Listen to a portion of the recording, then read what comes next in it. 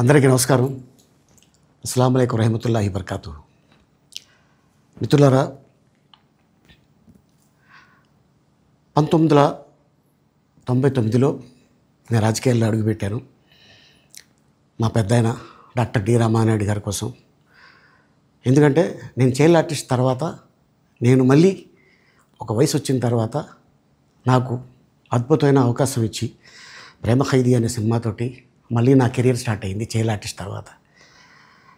అలాగే వారు బాపట్ల నుంచి ఇలాగ నేను ఎంపీగా నుంచి ఉంటున్నాను, నువ్వు రావాలి, నా క్యాన్వాస్ చేయాలి అనగానే తప్పకుండా గురుగారు, ఎందుకంటే మీ సినిమా తర్వాత నేను మళ్ళీ ఒక ఆర్టిస్ట్గా నేను ఎదిగాను, సో డెఫినెట్గా నేను వస్తాను అని చెప్పి వెళ్ళటం జరిగింది. అప్పుడు టీడీపీ హయాంలో దాదాపు ఒకే పార్టీలో 20 సంవత్సరాలు నేను ఉన్నాను. తర్వాత మళ్ళీ ఇటు రావడం జరిగింది. నాకు అన్నం పెట్టింది ఫస్ట్ నా తెలుగు ఇండస్ట్రీ, నా తెలుగు ప్రజలు, ప్రేక్షక దేవుళ్ళు, నా నిర్మాతలు, నా డైరెక్టర్సు, నా హీరోలు. ఈ రోజున ఈ రేంజ్లో నేను వెదిగాను. 45 సంవత్సరాలు ఇండస్ట్రీలో ఉన్నాను. దాదాపు 1200 సినిమాలు పైచిలుకు యాక్ట్ చేయడం జరిగింది. 6 భాషల్లో యాక్ట్ చేయడం జరిగింది. ఓకే, నేను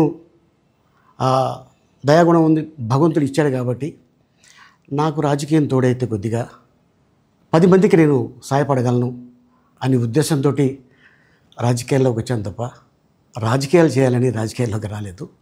ఇండస్ట్రీ నాకు ఇంత మంచి లైఫ్ ఇచ్చింది, నేనేం చేస్తే బాగుంటుంది అని నలుగురిని చూసి నేను ఒక ట్రస్ట్ పెట్టుకున్నాను మా నాన్నగారి పేరున. దాదాపు 16 సంవత్సరాలు అవుతుంది నేను ట్రస్ట్ పెట్టుకొని. ఏ రోజు కూడా, ఈవెన్ దో కోవిడ్లో కూడా ప్రతి నెల వాళ్ళకి 1000 రూపాయలు నేను సాయం చేసేవాడిని. కోవిడ్లో కూడా ఆపకుండా అలా కంటిన్యూగా సాయం చేస్తూనే ఉన్నాను.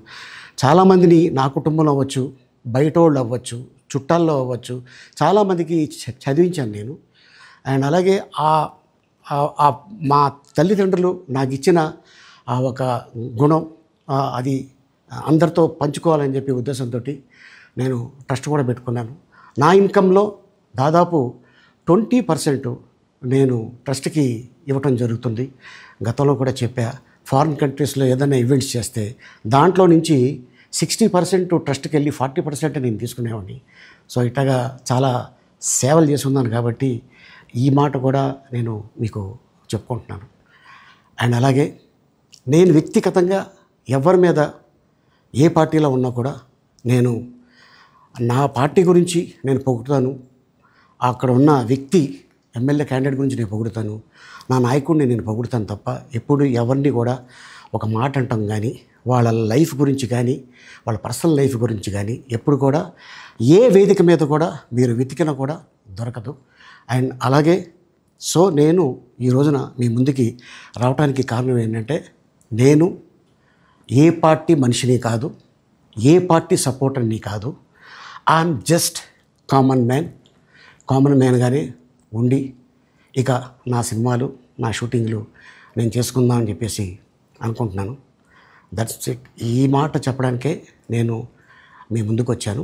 సో నేను ప్రతి 5 సంవత్సరాలకు ఒకసారి ఎలక్షన్లో మీరు వెళ్ళి ఎలా ఓటేస్తారో నేను కూడా ఒక కామన్ మ్యాన్గా వెళ్ళి ఓటేసేస్తాను.